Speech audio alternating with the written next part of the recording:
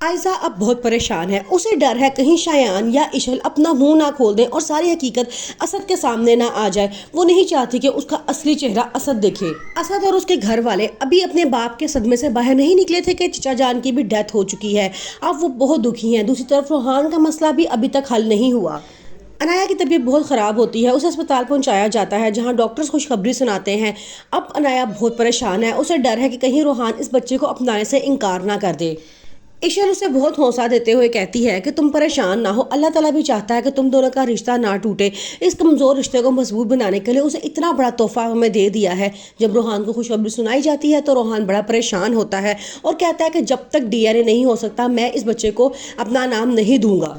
फिर वो कहता है कि अगर डीएनए में सच साबित हो गया तो इस बच्चे को तो मैं अपना लूंगा, लेकिन अनाया को कभी मैं इस घर में वापस नहीं लेके आऊंगा। उसने मेरे साथ इतना बड़ा धोखा किया है और ये बात मुझसे छुपाई। अनाया की मामा बहुत परेशान होती हैं। वो बहुत रोती हैं। रोहान को समझाने की बहुत कोशिश करती हैं कि मैं इतने बड़े सदमे से दो चार हूँ, लेकिन इससे सबसे बड़ी परेशानी मेरी अनाया है। अगर तुम अनाया को इज्जत से अपने घर ले जाओ तो मैं आप सुकून से जिंदगी गुजार सकूंगी। रोहान उन्हें हौसला देता है और कहता है कि आप परेशान ना हो, इंशाल्लाह सब कुछ ठीक हो जाएगा। लेकिन रोहान अभी भी अनाया को अपने साथ ले जाने के लिए बिल्कुल भी तैयार नहीं होता। जब शनाया अनाया के घर में अफसोस करने के लिए आता है, वहां पे रोहान उसको देख के बड़े गुस्से में पागल हो जाता है। वो उसे मारने के लिए आगे बढ़ता है तो उसे आशिर सब घर वाले रोक लेते हैं और कहते हैं कि तुम्हें क्या हो गया है, ये फौदगी वाला घर है, यहाँ लड़ाई झगड़ा मुनासिब नहीं है। तो रोहान उसे साफ अल्फाज में कहता है कि तुम अभी वापस चले जाओ।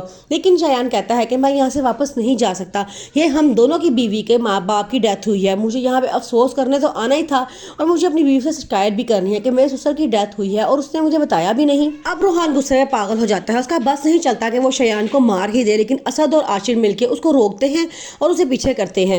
अनाया अब खुल के सामने आ गई है। उसने अपनी बहन से साफ कहा है कि मैं अब आपका घर बर्बाद करूंगी। जिस तरह आपने मेरा सुकून, मेरी खुशियां छीनी है, इस तरह अब मैं आपको भी सुकून में नहीं रहने दूंगी। आयजा कहती है कि सब कुछ मैंने तुम्हारे लिए किया था। तुम जो हमारे सरों पर कालक फैल कर आ गई थी, अब उसको धोना भी तो था। मैंने तुम्हारी इज्जत बचाई, तुम्हें इज्जत से तुम्हारी शादी करवाई और तुम अब सब कुछ मेरे साथ कर रही हो। वो दोनों आपस में झगड़ना शुरू हो जाती हैं तो उनकी मामा उनको डांट के चुप करवाती हैं और कहती है कि वो तुम्हारे बाप को मरे हुए 24 घंटे नहीं हुए कि तुमने आपस में लड़ना झगड़ना शुरू कर दिया है।